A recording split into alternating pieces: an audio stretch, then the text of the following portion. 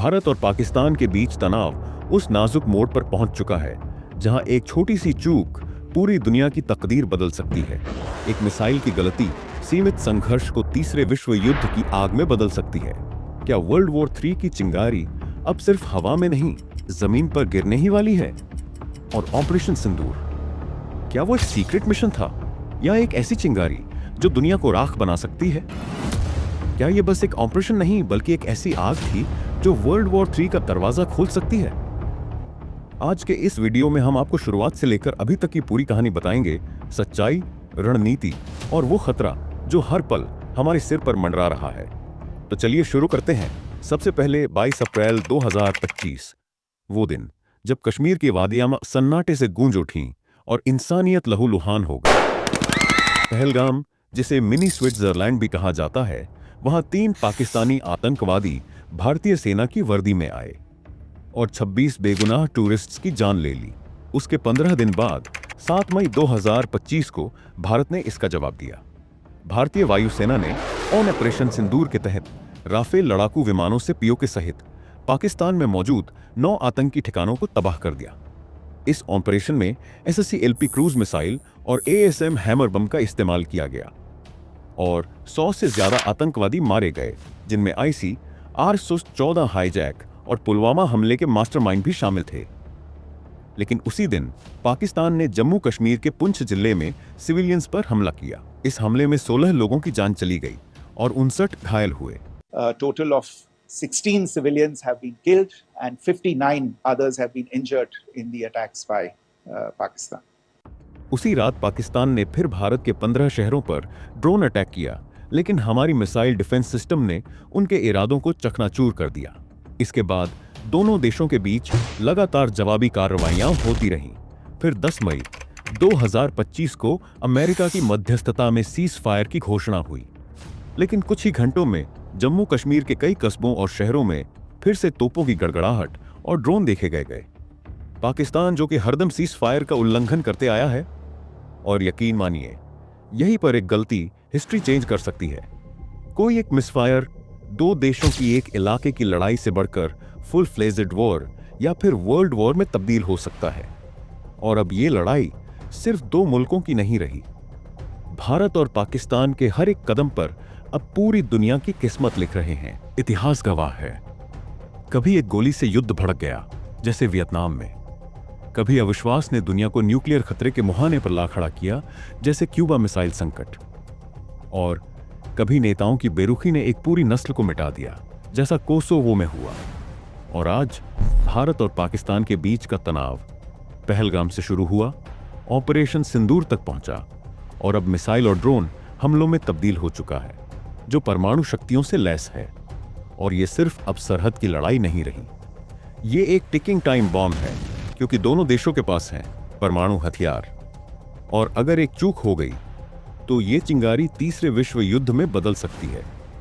देखिए, अगर आप उन लोगों में से हैं जो युद्ध चाहते हैं, तो आपको बताते चले कि युद्ध दूर से देखने वालों के लिए एक खेल हो सकता है। खबरों में, फिल्मों में या किताबों में ये रोमांचक लगता है, लेकिन हकीकत में युद्ध सिर्फ खून, आंसू और बर्बादी लाता है। जो सैनिक मोर्चे पर होते हैं वो जानते हैं कि गोली की आवाज रोमांच नहीं, डर पैदा करती है। उनके परिवार हर रात इसी दहशत में सोते हैं कि अगली सुबह कोई फोन आएगा या नहीं। और अगर आप अब भी सोचते हैं कि युद्ध जरूरी है या किसी के लिए जरूरी जवाब है, तो एक बार इतिहास पलट कर देखिए।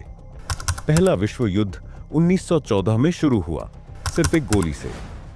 ऑस्ट्रिया के राजकुमार फ्रांज फर्डिनेंड की हत्या के बाद दुनिया ने वर्ल्ड वॉर 1 में कदम रख दिया। उस युद्ध में दुनिया के लगभग 30 देश आग में झुलसते चले गए। लगभग 8 करोड़ लोग शामिल हुए और 1.5 से 2 करोड़ कभी वापस नहीं आए। और तो और 2 करोड़ से अधिक घायल हुए। फिर दूसरा विश्व युद्ध 1939 में हिटलर ने पोलैंड पर चढ़ाई की और वर्ल्ड वॉर 2 शुरू हुआ। इस बार दुनिया और ज्यादा बर्बाद हुई। लगभग 8 करोड़ लोग इस युद्ध में मारे गए। इसी युद्ध में अमेरिका ने जापान के हिरोशिमा और नागासाकी पर परमाणु बम गिराया था, जिसका असर आज भी वहां के लोगों को भुगतना पड़ रहा है। पर क्या मिला? सिर्फ टूटे हुए मुल्क, उजड़ी हुई जिंदगियां और पछतावे। अब आप सोचिए, अगर तीसरा विश्व युद्ध हुआ तो क्या बचेगा? शायद कुछ नहीं, सिर्फ राख, खामोशी और एक सवाल, क्या यह जरूरी था? दिल्ली, कराची, लाहौर, मुंबई सिर्फ नाम रह जाएंगे। परमाणु बम गिरते ही तापमान 1000 डिग्री सेल्सियस पार कर जाएगा। 1 सेकंड में लाखों लोग राख बन जाएंगे। बिजली, इंटरनेट, अस्पताल सब ठप।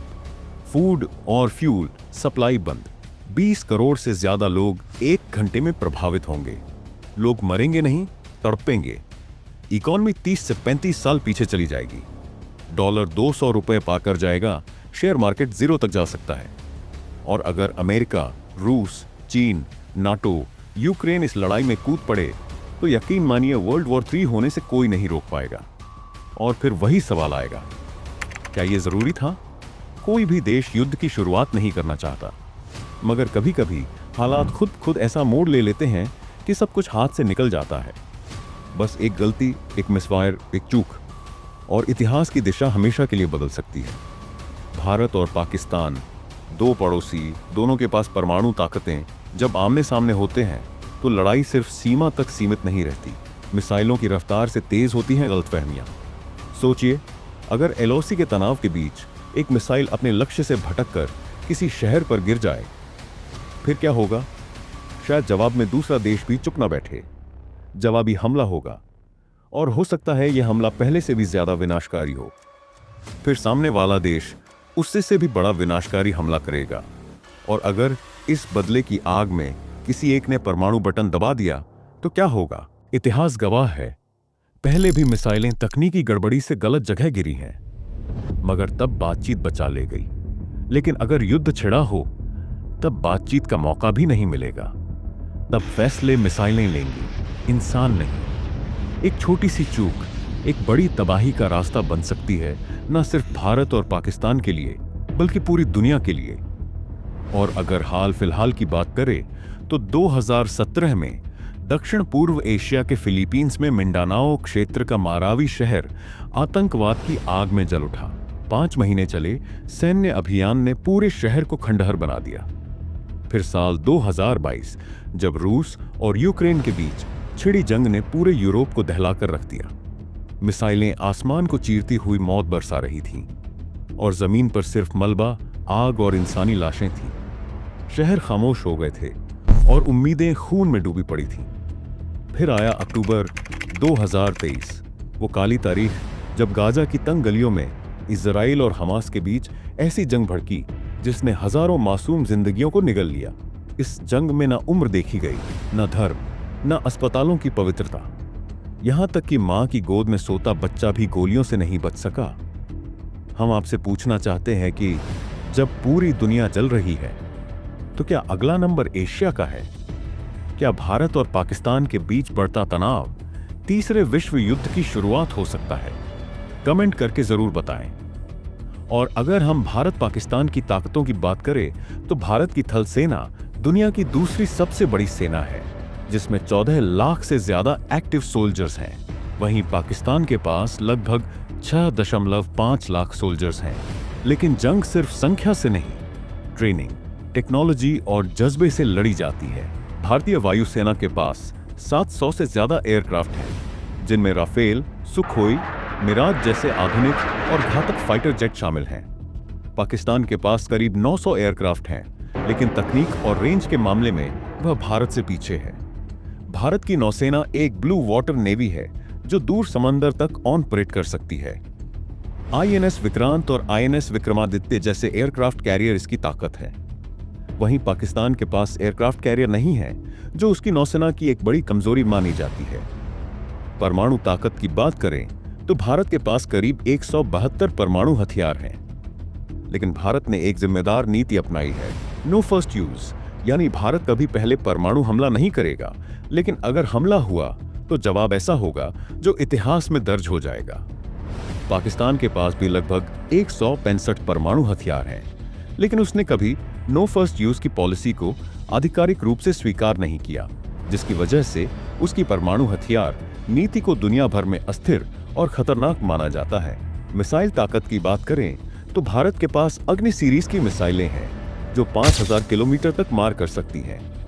पाकिस्तान के पास शाहीन और गौरी जैसी मिसाइलें हैं जिनकी अधिकतम रेंज लगभग 2000 किलोमीटर तक मार सकता है, और इन्हीं में से कोई एक मिसाइल टेक्निकल प्रॉब्लम के कारण गलती से इधर उधर गिर जाती है तो अपनी गलती साबित करने का शायद 10 मिनट भी ना मिले। और परमाणु युद्ध में 10 मिनट क्या होता है, आप सोच भी नहीं सकते। ये वो युद्ध होगा जहां 10 सेकंड में लाखों जिंदगियां खत्म हो सकती हैं। सिर्फ एक फैसला पूरी दुनिया को राख में बदल सकता है। अब सवाल उठता है, अगर वाकई ऐसा युद्ध होता है तो भारत का साथ कौन कौन देगा? भारत की ओर से कुछ चेहरे साफ होंगे। एक और वो जो शांति की बात करते हैं लेकिन तलवार साथ रखते हैं। अमेरिका, ब्रिटेन, फ्रांस, परछाई में छुपा इजराइल, चुपचाप पर भरोसेमंद। पूर्व की दिशा से जापान और ऑस्ट्रेलिया सागर के रास्तों पर निगाहें गड़ाए हुए। और पाकिस्तान की ओर से जो खुले में नहीं बोलता लेकिन कानाफूसी करता है। चीन जो शतरंज का खिलाड़ी है और मोहरों को देखता नहीं चलाता है। उत्तर कोरिया जो धुएं में जवाब ढूंढता है। ईरान, तुर्की जिनके पास आग भी है और इतिहास भी।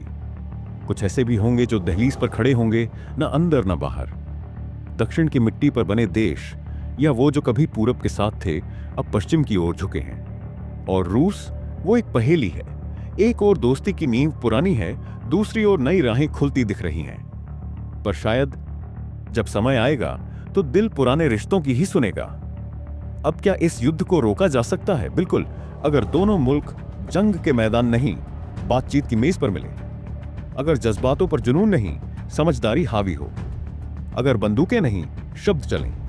भारत और पाकिस्तान को यह समझना होगा कि असली दुश्मन एक दूसरे की सरहदों में नहीं, बल्कि उस सोच में है जो नफरत बोती है और अविश्वास उगाती है। और सबसे ज्यादा महत्वपूर्ण बात यह कि पाकिस्तान आतंकवाद को खत्म कर दे तो भारत भी हथियार नहीं, भरोसे का हाथ बढ़ाने को तैयार है। क्योंकि इस बार अगर आग लगी तो कोई बचेगा नहीं। ना कोई तिरंगा ऊंचा होगा, ना कोई चांद सितारा लहराएगा। बचेगी तो सिर्फ राख, इंसानियत की, सभ्यता की और हमारे भविष्य की। ये वक्त है समझदारी से कदम उठाने का। क्योंकि अगर अब भी हमने होश नहीं संभाला तो अगला युद्ध आखिरी होगा, सिर्फ भारत और पाकिस्तान के लिए नहीं, बल्कि पूरी इंसानियत के लिए। हमें तय करना है, क्या हम शांति की मिसाल बनेंगे या इतिहास में सिर्फ एक चेतावनी की तरह याद किए जाएंगे?